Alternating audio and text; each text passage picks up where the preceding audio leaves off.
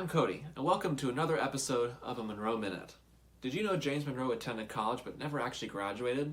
In fact, as the eldest son of 5 children, James was expected to inherit his father's estate, but the events of 1774 turned his life in new directions. His father died that year, and young James soon enrolled at Virginia's College of William and Mary with intentions of studying law. But early in 1776, about a year and a half after his enrollment, Monroe dropped out of college and engaged in his first act of rebellion. He joined several classmates in raiding the arsenal of the British royal governor, escaping with weapons and supplies that they then turned over to the Virginia militia. He soon joined the 3rd Virginia Regiment in the Continental Army, and because the young army valued literacy in its officers, Monroe was commissioned a lieutenant. After months of training, Monroe and 700 fellow Virginia infantrymen were called to serve in the New York and New Jersey campaign. Shortly after their arrival, George Washington led the army in a retreat from New York City in one of his worst defeats of the war.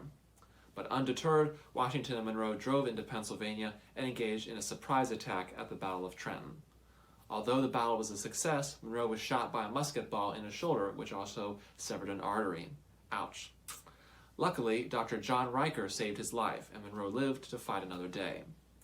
As the war progressed, Monroe was assigned to the staff of General William Alexander, Lord Stirling, and became a close friend of the Marquis de Lafayette. In the Philadelphia campaign of 1777 to 1778, Monroe even shared a log cabin during the winter with one of his William and Mary classmates, John Marshall, who would go on to become one of the most famous Supreme Court Chief Justices. After the Battle of Monmouth, the destitute Monroe resigned his commission on December 1778. He couldn't be kept away long, however, as he received a commission as lieutenant colonel and then colonel by the governor of Virginia, Thomas Jefferson. Recruitment for Monroe's militia would persist as a problem, and with an abundance of colonial army officers, Monroe never again served in combat, much to his annoyance. Instead, he returned to his home in King George County and practiced law under Jefferson.